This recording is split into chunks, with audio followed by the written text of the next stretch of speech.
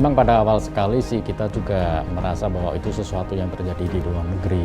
Belum sempat terpikir bahwa itu akan menyebar ya pada waktu awal-awal. Tapi kemudian dalam pergerakannya setelah masukin minggu pertama, minggu kedua dan ternyata Wuhan lockdown, itu kita mulai berpikir ini adalah sesuatu yang serius dan kita juga perlu waspada. Mungkin ada satu kata ya dari guru kami, Master Cheng Yin, pendiri Yayasan Tzu Chi. Nah, beliau pernah berkata kalau kebajikan yang kita lakukan itu sebenarnya adalah doa bagi diri kita sendiri.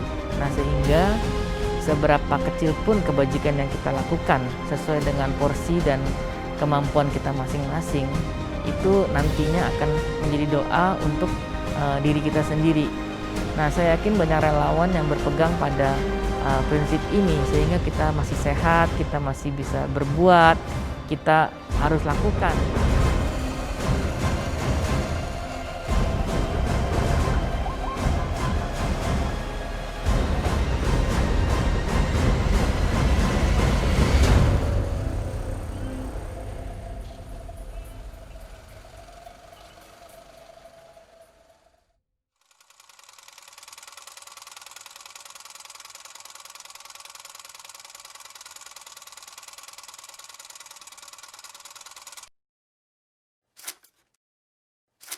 Di bulan Februari sebetulnya kita sudah siaga dan was-was ya. Kita lihat menurut peta penyebaran negara-negara lain di luar Tiongkok sudah mulai ada pasien corona, tapi juga di Indonesia sampai bulan Februari itu belum terdengar kabar gitu ya.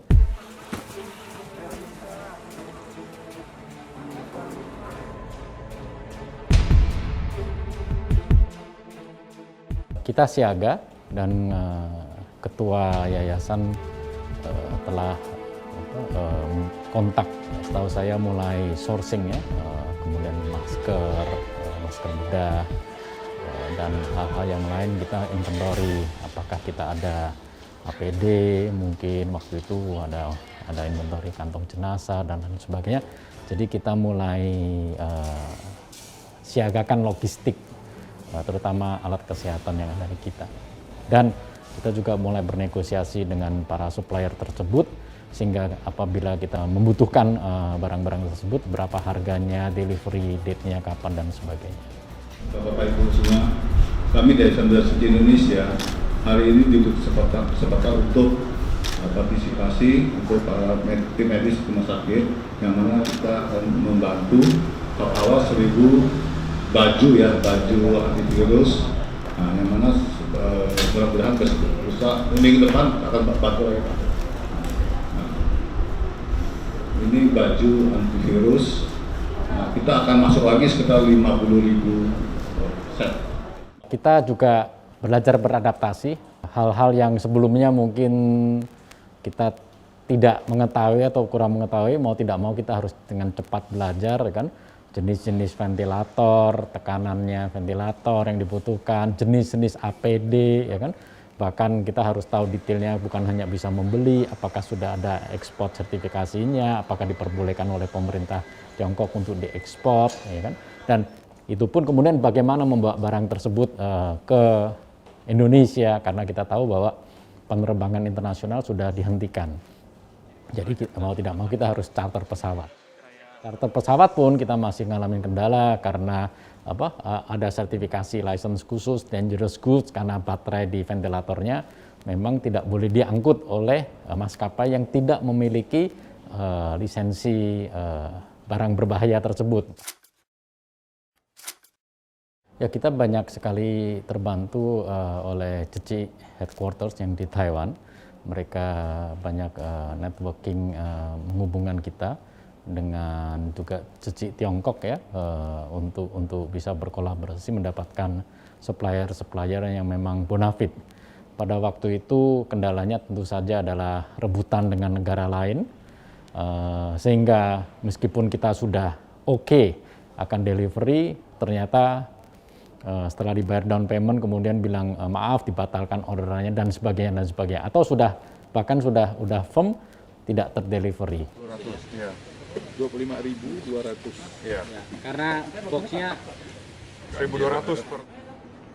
Tahap pertama yang paling dahulu kita datangkan adalah 1 juta rapid test kit. Itu sebetulnya ada pabrik yang menawarkan barang ini, take it or leave it. Dan ternyata karena barang itu kita cepat membuat keputusan, tanggal 22 Maret sudah tiba di Indonesia.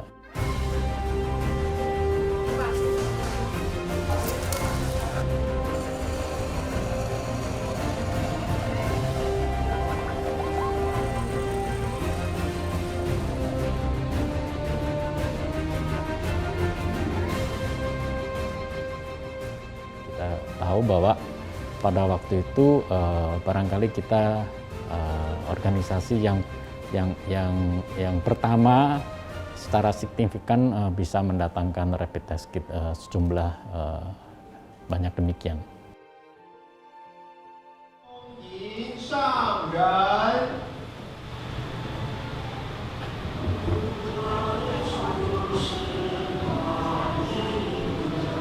Baru waktu itu saya dapat kabar ada satu partai barang itu test kit yang bisa 1 juta mau masuk Indonesia. Mungkin pada waktu itu harganya mungkin ada beda-beda dikit. Tapi kalau saya perhitungan saya, ini kita berlomba dengan waktu. Kalau kita telat, apa gunanya kalau lebih murah? Kalau tidak bisa membantu yang lebih banyak yang tidak kena. Sehingga saya ambil putusan kita mesti beli. 834 dus ya. Oke, coba pizzasnya kita hitung ya. Hitung aja ya. Tuh, monggo Pak. Gitu.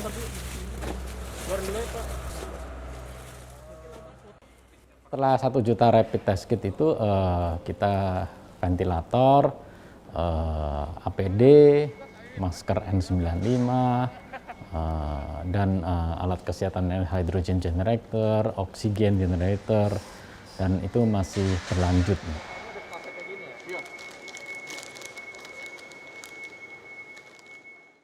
Sekecil apapun tindakan kita dapat berpengaruh negatif ataupun positif terhadap pihak lain dan lingkungan luar. Oleh karena itu, setiap orang hendaknya mengambil peran pada porsinya masing-masing untuk mengikuti panduan pemerintah mengenai tindakan pencegahan penyebaran COVID. Kita sangat berterima kasih atas kerjasama yang baik dari gugus tugas percepatan penanggulangan COVID, Pak Doni Monardo dan jajarannya, juga melalui Kementerian Kesehatan, Dr. Terawan dan jajarannya sangat membantu kita. Saksi. Ya, besok pagi jam berapa? Dari transportasi juga Pak Erick Thohir BNN dengan Direksi Garuda sangat mendukung. Jadi kita bersyukur bahwa izin import untuk bantuan ini kita lancar sekali.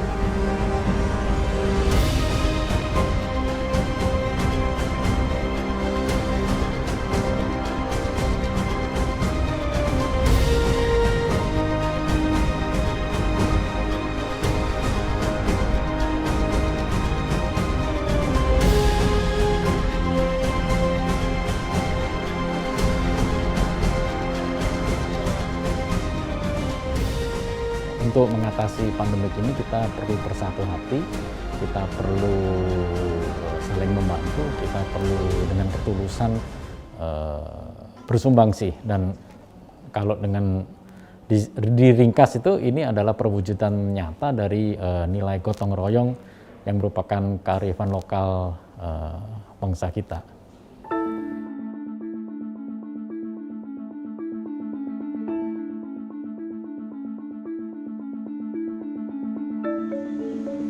di sini memang ada ventilator dan tadinya ada satu, tapi dari Buddha Suci datang satu lagi, jadi kita punya dua. Jadi ventilator yang dari Buddha Suci memang diperuntukkan untuk pasien yang COVID. Dan terbukti bahwa semua pihak, ya termasuk Yayasan Buddha Suci Indonesia, itu juga menunjukkan kepedulian yang sama ya terhadap orang lain, terhadap peran-peran medis, peran-peran rumah sakit untuk dibantu, karena rumah sakit tidak bisa sendiri. Jadi Rumah Sakit PGI Cikini itu mendapat sokongan yang kuat juga dari Yayasan Buddha Suci Indonesia. Kami menerima sejak awal, masih baru mulai, memang kebutuhan kita sangat mendesak waktu itu.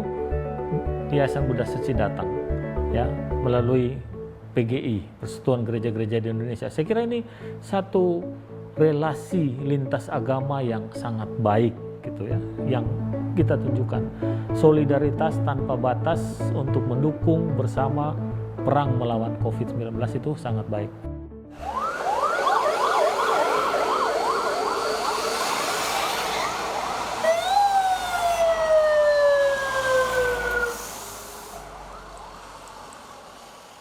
Tim polisi itu kita untuk pengangkutan bongkar bantuan tersebut dari bandara, kita dibantu oleh truk polisi. Nah, kemudian kebetulan tim tersebut juga diminta bantuannya untuk membantu pemerintah daerah untuk mengurus pemakaman.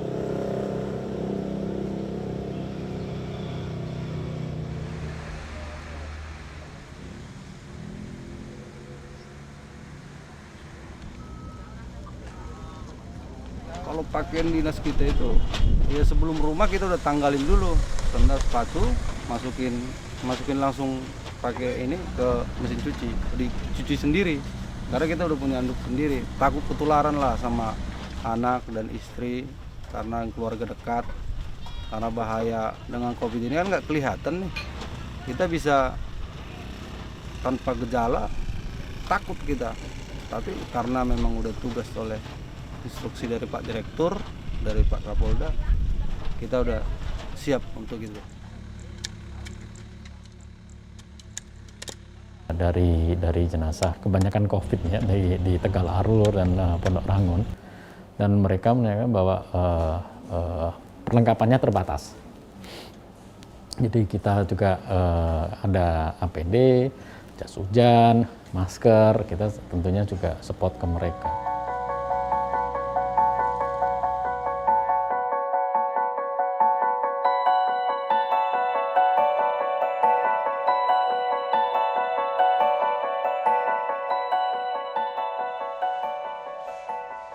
Nah, selain tenaga medis yang di rumah sakit ya, terlihat kan kalau pandemi COVID-19 ini itu juga membuat banyak orang tidak bisa aktivitas. Misalkan orang yang biasa berdagang, pedagang kecil yang jual sarapan, kemudian ada juga yang narik taksi mungkin. Nah, dengan adanya ini kan banyak yang tidak bisa melakukan aktivitasnya, mereka harus di rumah. Nah, dengan di rumah tentu penghasilannya juga tidak ada. Nah, bagaimana Yayasan Suci ingin menunjukkan ya kepedulian, toleransi, simpati kita kepada saudara-saudara kita itu untuk dapat bisa bertahan hidup lah di tengah kondisi yang sulit saat ini.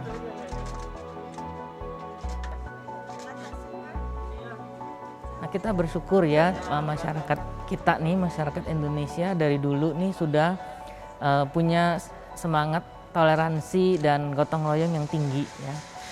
Ditambah lagi Yayasan Suci 20-an tahun ada di Indonesia, memiliki track record yang baik di dalam penyaluran bantuan. Nah, sehingga ketika ada kebutuhan, biasanya kita akan buatkan satu flyer ajakan, himbauan kepada masyarakat untuk mendonasi, dan kita bersyukur ajakan ini cepat direspon ya, sehingga kita bisa cepat mempersiapkan paket yang dibutuhkan, kemudian bisa segera penyaluran gitu. Kita fokusnya kepada penyiapan paket ya, sedangkan untuk pendistribusiannya itu kita bekerja sama dengan Polda Metro Jaya dan Kodam Jaya. Nah, di mana beliau-beliau ini sudah punya data melalui jaringan-jaringannya di masyarakat, beliau-beliau yang lebih paham. Paket yang kita salurkan ya, selain dengan Polda Metro Jaya dan Kodam Jaya, kita juga bekerja sama dengan Sekretariat Presiden. Nah, di mana hal ini kita lakukan mengingat beliau-beliau juga punya bank data di mana masyarakat yang sekiranya bisa kita salurkan. Ya, misalnya kita kerjasama menyalurkan bantuan di daerah Bekasi, kemudian di Tangerang, di panti asuhan, dan pedagang-pedagang jalanan yang sangat membutuhkan perhatian kita.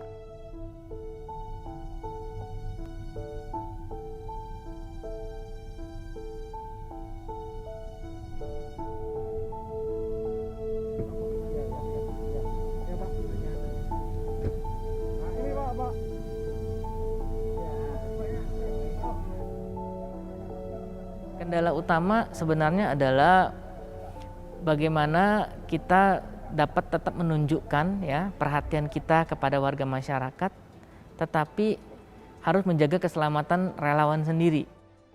Kita juga menghimbau ya semua relawan yang terlibat dalam penyaluran bantuan ini agar menjaga memakai alat pelindung diri lah, biasanya masker, kemudian sarung tangan, kemudian hand sanitizer, dan memperhatikan kebersihan tangan terutama pada saat melakukan pembagian bantuan.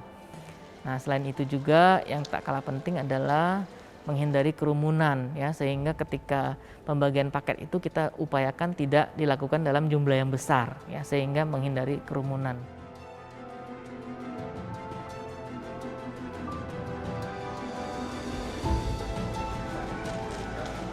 Dengan adanya track record dari Yayasan Suci 20-an tahun di Indonesia menyalurkan bantuan, pada kesempatan ini banyak perusahaan juga yang mempercayakan donasinya kepada Yayasan Suci.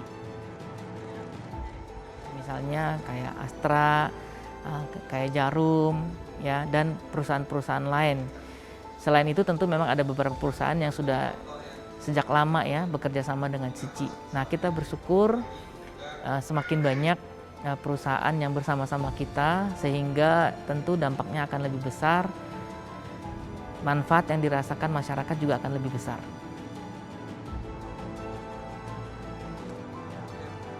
Pada dasarnya Astra yakin pada saat munculnya pandemi COVID-19 ini tidak bisa bergerak sendiri ya.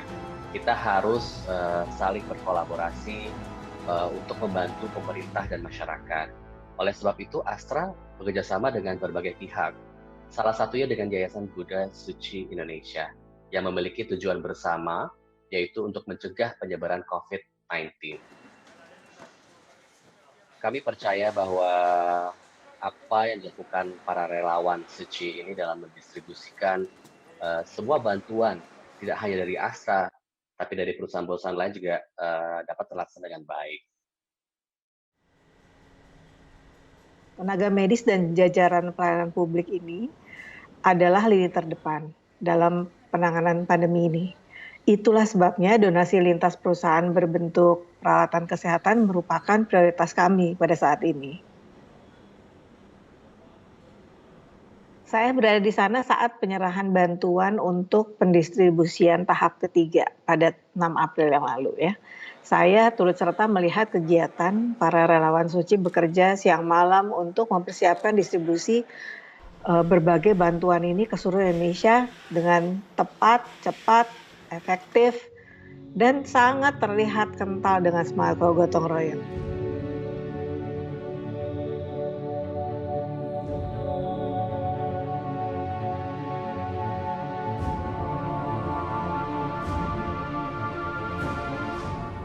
Kalau kita melihat nilai-nilai yang bisa kita petik hikmahnya dalam konteks pandemik ini, dan juga bencana alam maupun bencana non-alam seperti saat ini, kita sebagai individu, sebagai keluarga, sebagai masyarakat, sebagai bangsa perlu untuk membangun kemampuan usaha-usaha untuk mengatasi kesulitan-kesulitan untuk bangkit kembali dan menjadi mandiri. Tapi jangan lupa bahwa sebetulnya kearifan lokal itu sudah banyak di Indonesia. Antara lain adalah gotong royong tadi. Jadi bagaimana kita sebagai masyarakat bisa membangun ketahanan terhadap bencana, baik alam maupun bencana non-alam. Bagaimana kita bisa membangun ketahanan, mengatasi kesulitan, dan mandiri, serta tidak melupakan kearifan lokal yang merupakan akar budaya kita. Itu merupakan hal-hal yang perlu kita refleksikan dan lakukan ke depan.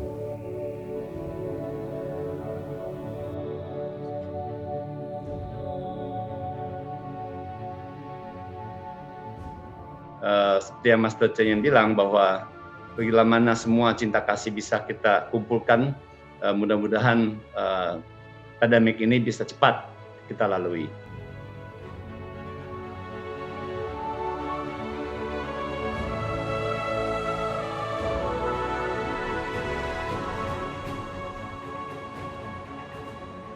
Saya melihat ini adalah saat di mana kelihatan kepedulian bukan hanya dari pengusaha besar, pengusaha tengah, pengusaha kecil, meskipun mereka juga punya kesulitan tersendiri ya, karena bisnis juga sedang terkena dampaknya secara signifikan, tapi mereka masih mau untuk bersumbangsi. Masyarakat yang dari kalangan manapun, mereka ada keinginan untuk bersumbangsi. Paling tidak dengan cara yang bersumbangsi ya diam di rumah. Itu kelihatan sekali bahwa kegotong royongan yang merupakan sebetulnya sifat asli daripada bangsa Indonesia.